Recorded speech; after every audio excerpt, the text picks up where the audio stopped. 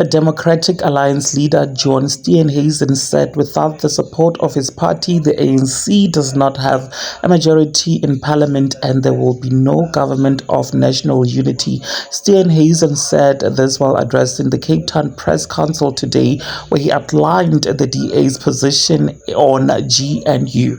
Steenhuisen said they have just 22% of the seats in parliament, and even if they had an outright majority, South Africa is in such a dire state that any government would need to focus its efforts on a small number of critical priorities. I want to be very clear about something. With 22% of the vote, the DA cannot get everything our own way inside the government. Actually, it would be undemocratic if we did. So I want our supporters, old and new, to accept that. It's how democracy works. Having said that, we will not accept a situation in which we get none of our priorities implemented.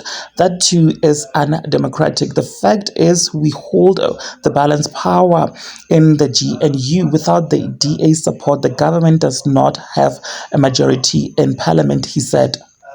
Though he praised the GNU, Steenhuisen emphasized that the future of South Africans is far from secure. He said they are in the GNU because 30 years into democracy, South Africa is in deep crisis, and in the wake of the election, the country desperately needed a government that is able to chart a path forward. We have normalized so much tragedy, but South Africa's situation is not normal. We have the highest unemployment rate in the world outside of the war zone. For almost 10 years, our population has grown faster than our economy, which means South Africans have been getting poorer and poorer. As a consequence, millions of South Africans are trapped in poverty with no serious prospect of escaping it, he said. He added that the state coffers are running dry, but the country cannot get further into debt as a proportion of GDP.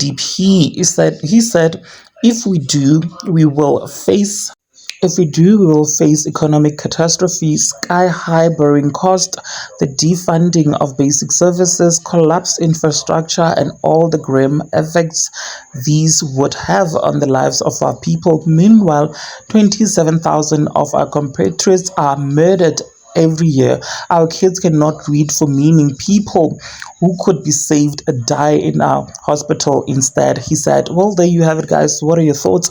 Please do engage them with me in the comment section, and of course do make sure that you are subscribed so that you do not miss out whenever I try to upload a new video. Thank you so much for actually clicking and deciding on watching this one. I'll see you in the next video. Bye.